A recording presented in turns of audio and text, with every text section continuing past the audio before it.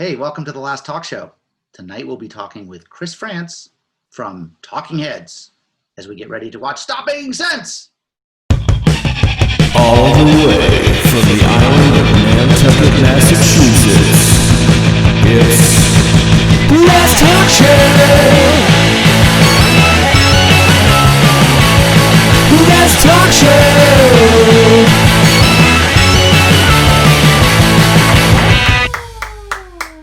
How's it going there? Not bad. I can't complain. Life is good. Did you say you're on Nantucket? I am, yes. I've never been to Nantucket. I've led an underprivileged life. I went to Martha's Vineyard a few times. We used to play there. And Don't tell the Islanders here that you did that, but I have since we spoke maybe 8 years ago, I've had in the back of my mind of like they're pretty close to Nantucket. We gotta get you guys out here sometime and throw a party. That would be great. Once we can all be in the same room again. I've sailed by Nantucket many times, going from the Bahamas up to Rockland, Maine, each direction. So I've seen it from the sea, but I love it. But I haven't ever actually set foot on Nantucket. Are you a sailor? I guess the Bahamas. Yeah, are part of your musical history. Well, Tina's father was he's recently deceased at age 103, but he was a retired admiral, and he used to take us sailing, and Tina had been sailing her whole life, and she got the bug and sort of reignited the sailing bug, and I got it really seriously too, because it's a great way to get away from it all. And teach yourself self-reliance, and it has many good qualities, although it can get kind of scary or crazy sometimes. But I grew up on Nantucket. I went to high school here and everything, and always had like this love. I would say a love of the sea, but it felt like being on an island and growing up on the island was enough sailing for me. The sea was already terrifying. Yeah. You certainly, when you live by the sea, you learn to respect it a little more than. Well, first of all, could you just give us like the one-liner on the book so people kind of know what you've done, or the paragraph? Okay. I've written a book, a memoir. The title of the book is Remain in Love. The subtitle is Talking Heads, Tom Tom Club, Tina. These are the three sort of, other than my kids and my beagles, one of them is here. These are the most important things in my life, or have been. And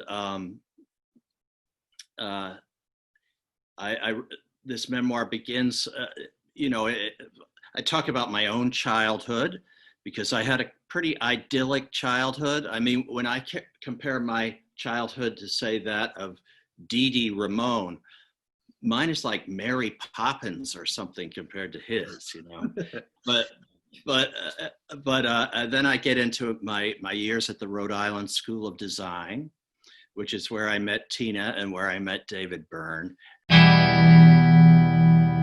And then we continue on through the move to New York when we founded Talking Heads, and later the Bahamas where we formed and founded Tom Tom Club. And there's some interesting anecdotes, and much of it is about my love and admiration of Tina, and how our relationship has managed to survive, and in fact survive very well, thank goodness. We've been married now for 43 years. And it concludes with our induction into the Rock and Roll Hall of Fame. It's an epic story, but I love that it's a love story, is that you found that. I felt like in the excerpts I've read so far, and I confess I haven't read a ton yet, but they're very joyous and fun and upbeat and kind of like a party of memories rather than a tell-all or anything like that. And I love that you found this tone, and the title "Remain in Love" suggests it. Of how did you find that as the tone you wanted to write in?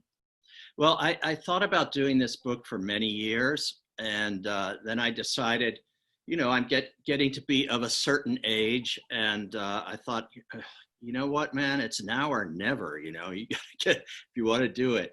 So this was several years ago that I made the decision to get serious about it, and as I examined my life, I felt like I've really been very fortunate, and I'm grateful for that.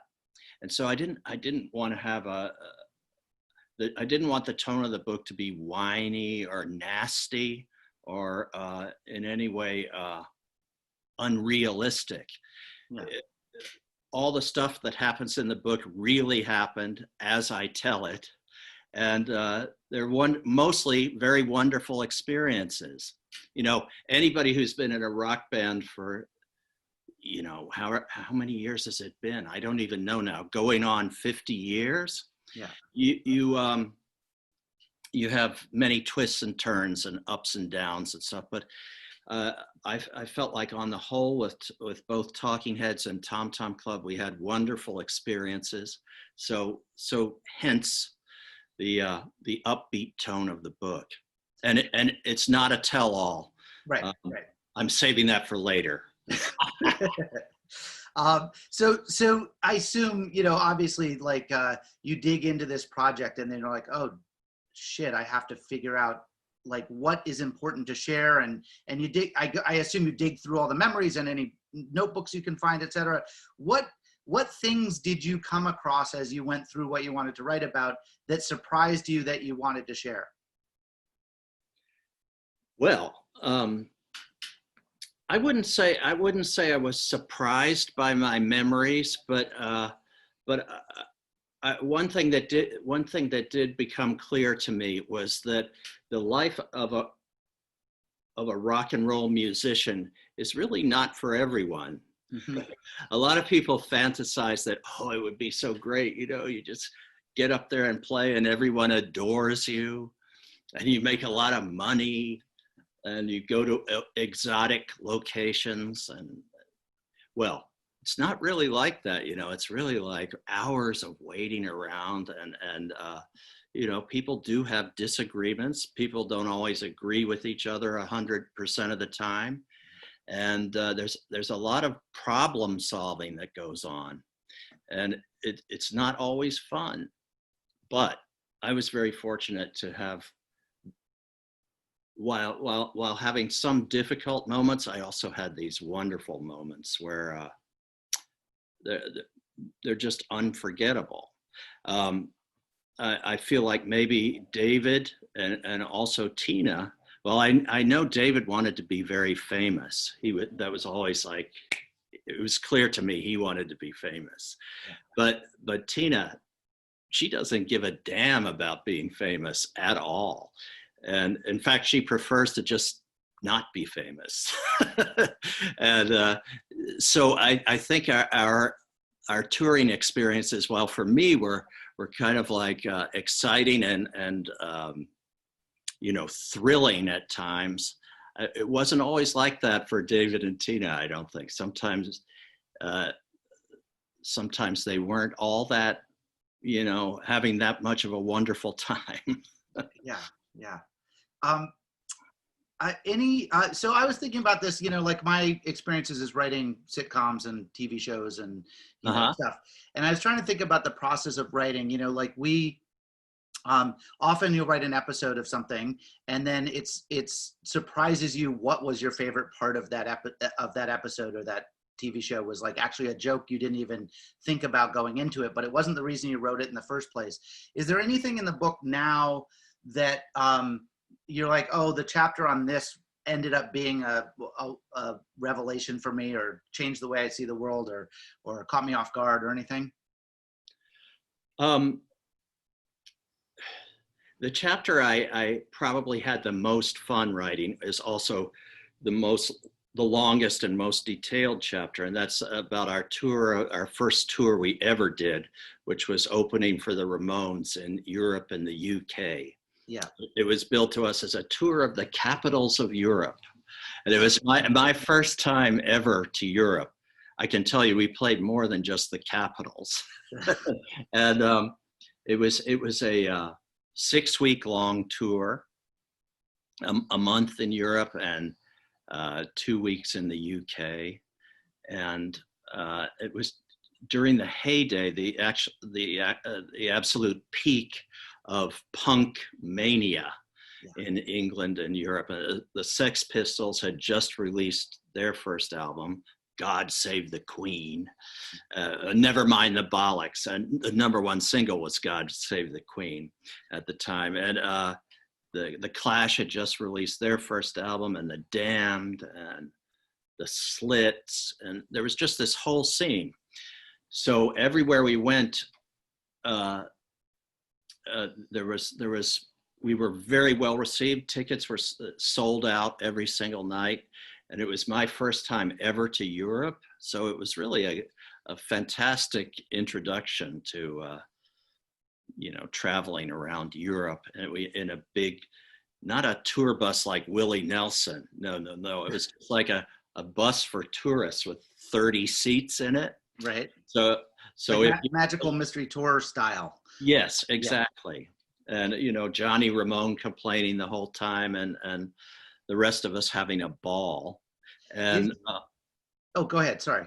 I was going to say that one reason it was such a success was the people in Europe were just thirsty and are hungry for, or both, for New York City rock and roll.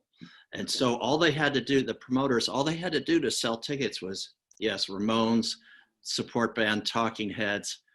And then underneath that, in very clear, large letters, New York rock from CBGBs. And that was all they had to say, and the kids would come. Amazing. And we had a ball. Did you have to put up with, like gobbing and like the European trends at the moment of about gobbing? Yeah, that was an unfortunate trend in punk music when the audience would, they always drank beer. They'd have this, plastic cup full of lager, and they'd get a nice wad of saliva in the back of their throat and spit it as high as they could and as far as they could onto the band. Yeah. And we got some of that, and it was gross. But who really got it was the Ramones. The Ramones, it was like in the stage lights, it looked like a blizzard. And it was bad for the band, even worse for the road crew who had to wipe everything down, all the guitars and drums and everything at the end of the night. Oh, Lord. I don't know. I'm endlessly fascinated with the dysfunction that was the Ramones, and how it's always so interesting. We always think of bands as like these sort of, they're not forced marriages, but they become marriages, right? They're this sort of thing where you're suddenly with these people, and and then putting those two bands together. How is the tour bus? Do there become natural mediators or moderators or? Yeah, people fall into patterns of behavior, and but it was we didn't have any problems, with the exception of Johnny, who was Johnny got really mad if you would like change your seat. He wanted everybody to sit in the same seat all the time, and particularly his own band members, and he didn't want to stop for anything. Like, for example, when we went to Stonehenge, we were driving by Stonehenge, and Tina had said, when we go by Stonehenge, do you think we could stop and get out and look around? And our tour manager said, of course, great idea. So in those days, there was no big fence around Stonehenge. It was just open. You could walk up and touch the stones and everything. And Johnny said, "We're not stopping at Stonehenge. It's just a bunch of fucking old rocks." And Dee Dee stood up and he said, "No, Johnny, I want to stop at Stonehenge. I want to see Stonehenge. Everybody here on the bus wants to see Stonehenge." And so we did stop. Johnny didn't get off the bus though. Yeah, and by principle, yeah. Like, why would? That's amazing. That chapter alone sounds like an epic, like should be a film or a cartoon or something. Yeah, you know? it was wild, man. Yeah. I don't know if you noticed, there's a blurb from Bill Murray on my book. Do you know Bill? A little. I mean, he is slippery, but yeah. I've worked with him a little bit. Yeah, but it's really funny. What's the blurb? The blurb is, let's see. There we go. From the first time I saw Talking Heads live at CBGB's in 1976, I've had a huge thing for Tina Weymouth. And since then, I've been biding my time, waiting for the right moment to make my move. But after reading Remain in Love by Chris Frantz, it's pretty clear to me that she's already in a relationship. See pages 1, 3, 33 through 34, etc. And what's more, it looks to be serious. Pages 41, 43 through 48, and especially 147. But you know something? That's okay. I'm happy for Tina and for Chris, a great drummer who has written a great book.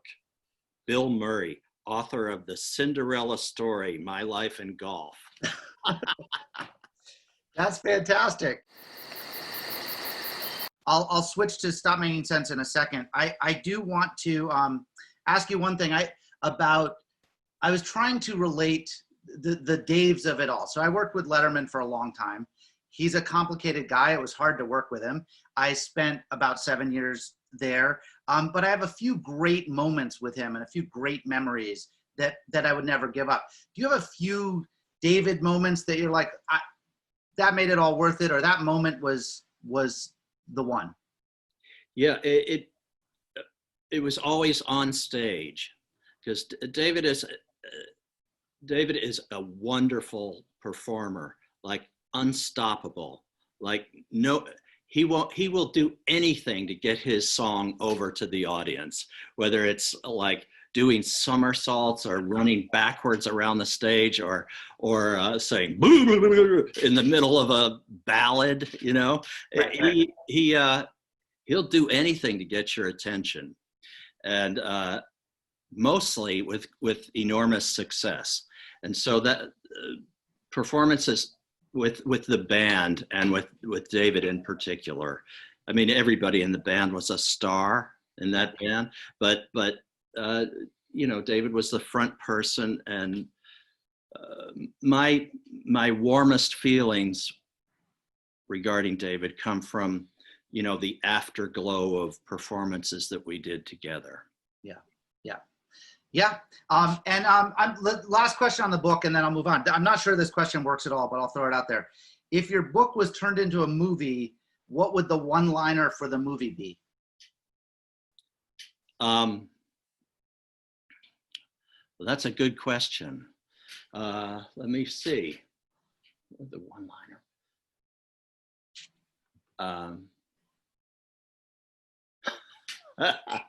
This is too serious a question because I want it to be a movie. I'm sorry. There you go. Well, how about this? What if it was a Hallmark movie? Like, what if the Hallmark Channel bought it? It's like, man discovers love through music, or, you know, like, or the horror movie version. I mean, maybe there's some other. The horror movie version. Heaven is a place where nothing ever happens. Okay, so tell us. You can buy the book anywhere, right? That's just yes.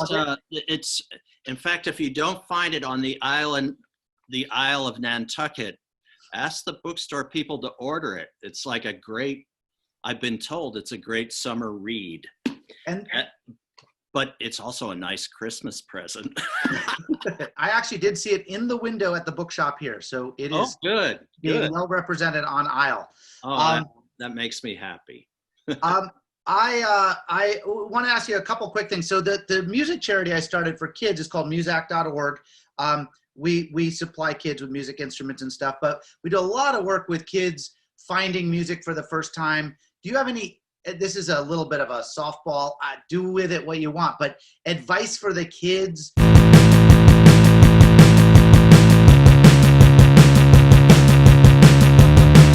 Come on, guys, help the kids out. Go to muzak.org. No, that's the way you spell it.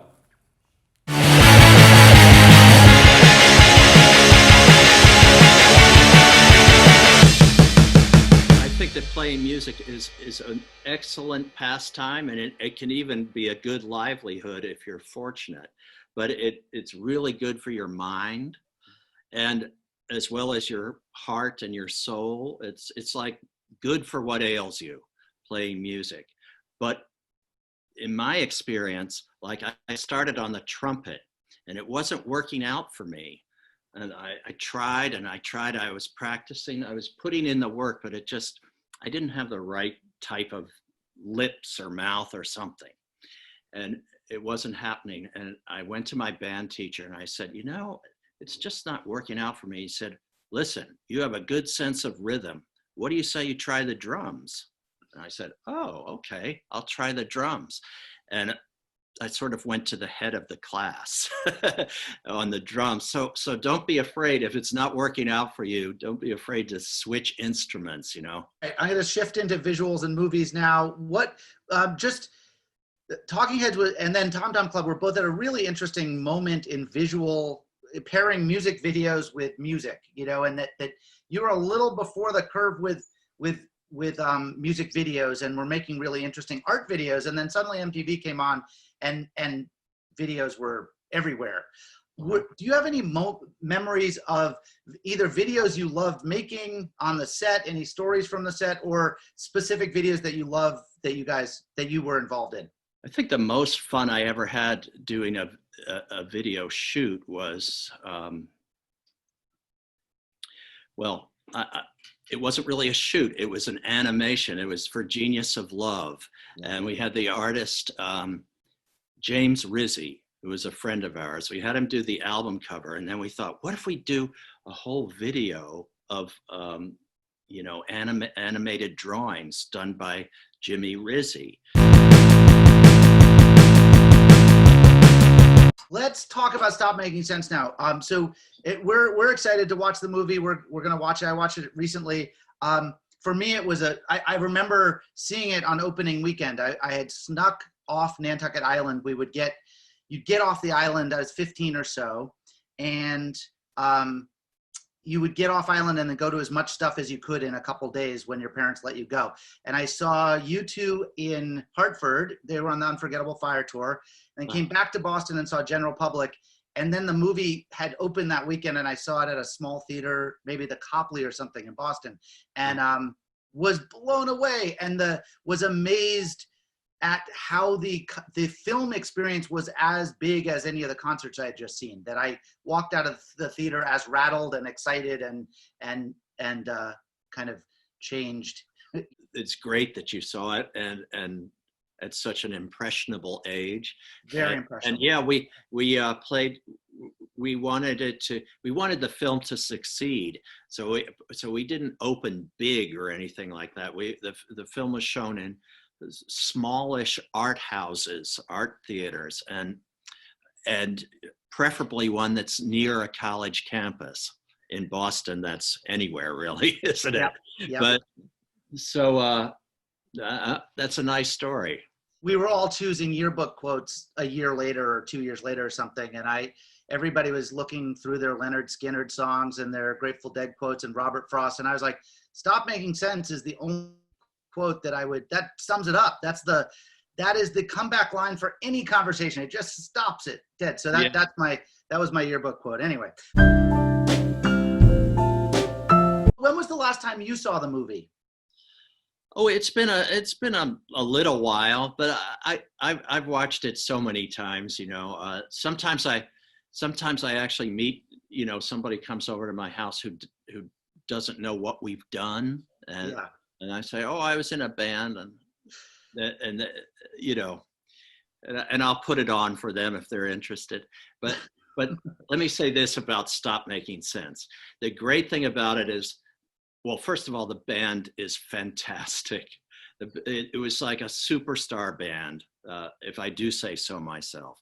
But beyond that, everybody involved there were a lot of people involved in the making of that movie, and the crew, the director Jonathan Demme, the director of photography was a Scotsman by the name of Jordan Cronenweth, who had done, not too far before that, had done Blade Runner, had Wow. shot Blade Runner, and we thought how great that Jonathan was able to get Jordan Cronenweth, and then the cameramen, our own crew, the people that recorded the audio, everybody was like at the top of their game and just did excellent work. And we recorded 3 nights. We ended up using mostly the third night, the final night, because the first night we were just playing too fast and flying through every song, running on loads of adrenaline. And the second night was good, but the third night was the killer. And was it a set list that you played? Like, were there other songs cut from the movie, or was that you played that set 3 times? Yeah, we played the same set every night on that tour because it was all kind of arranged, and but not every song was included in the original film. I think most of the songs are on the Blu-ray now. When you've watched it back, are there moments that you're just like that's it?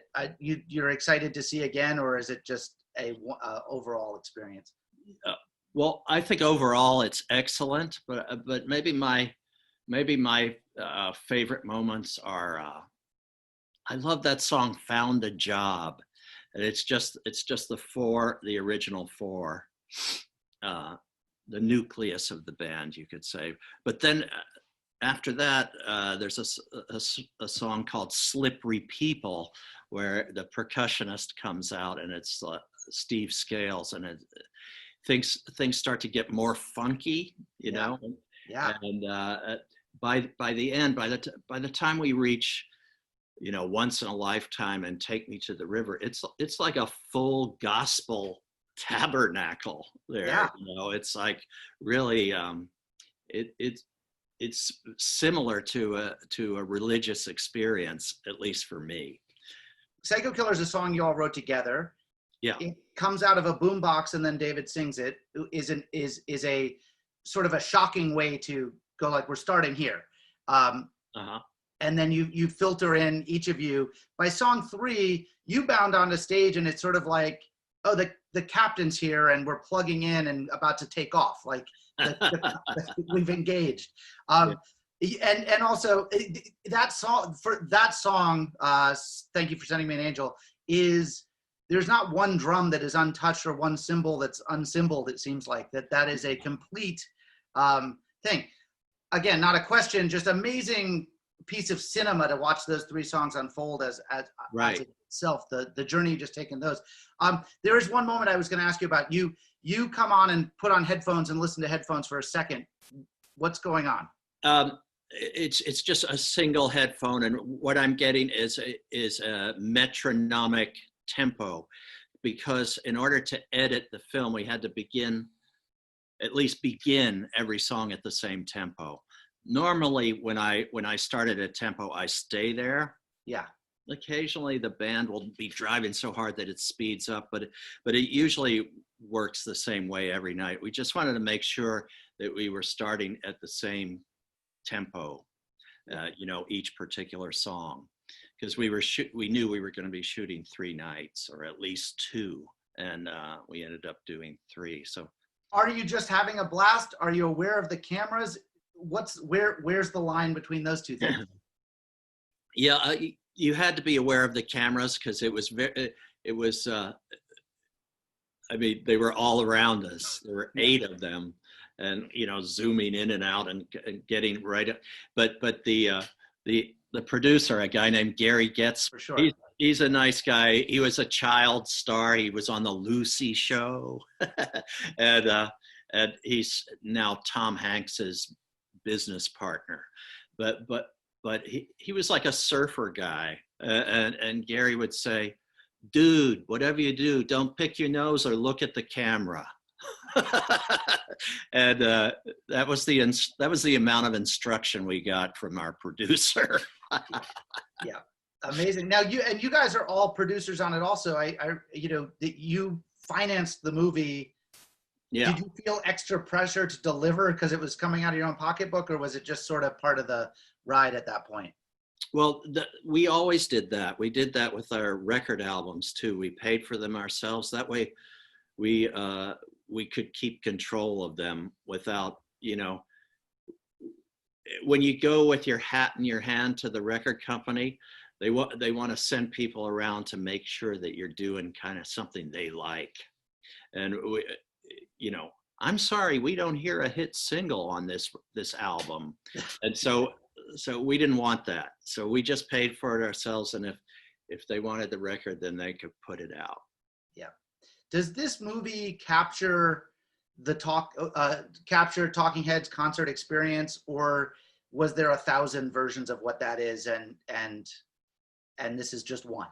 Oh, I think it's a very good capture. It's like it's Stop Making Sense is so well done that it's like when you're watching that movie, you have the best seat in the house, and you also have fantastic audio. It's so well recorded and so well presented that it's a pleasure to listen to. Do you have any favorite people who have covered either the Tom Tom Club or Talking Heads that you have been surprised by or loved hearing a new version of? Well, Mariah Carey did that with Tom Tom Club. She basically covered and put some new lyrics and new melody on top of her song. Is called Fantasy, but it's heavily samples Genius of Love. And you say what you want about Mariah Carey, but that girl can sing. And it was a fun version, and the remix with Old Dirty Bastard was really fun. Amazing. All right. But also there was Grandmaster Flash was one of the early kind of versions of Genius of Love with a song called It's Nasty. Is there a favorite cover that you have played or enjoyed playing? Well, Take Me to the River always is great. We also, with Tom Tom Club, we did a cover version of, we did a couple. We did Under the Boardwalk by the Drifters, and we did You Sexy Thing by a band called Hot Chocolate. And those are fun to play. But I remember I used to so love down at CBGB's, we would play 96 Tears, Talking Heads would, and we also played a few times just to, oh, there's my beagle. We're calling this the last talk show for no apparent reason. I'm gonna just rattle through a couple like lightning round questions. What was the last great movie you saw?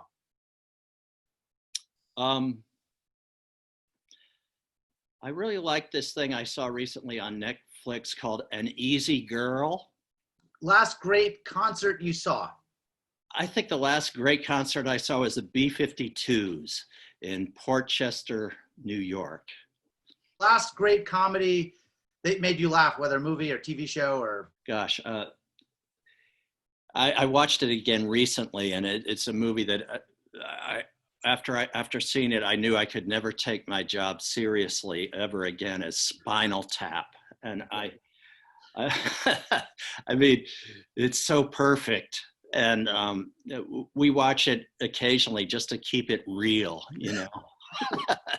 And finally, the last thing that made you optimistic. The stutterer who gave a speech on behalf of Joe Biden, I was tremendously moved by that.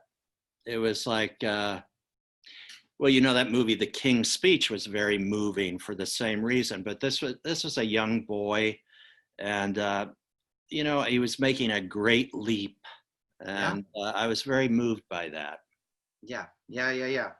And Chris, it made me feel optimistic, because we all know that you know, our kids are going to have a rough time of it, and with the environment and the economy and the various infectious diseases going around, it's going to be a challenge. So kids like that give me a great reason to feel optimistic. Yeah, I'm with you. And finally, Chris, I'm gonna give you the last word. So the last word. Last word is enjoy Stop Making Sense. I certainly did, and thank you for watching. Thank you, Chris. Let's watch the movie. We'll see you soon. Cheers. Cheers.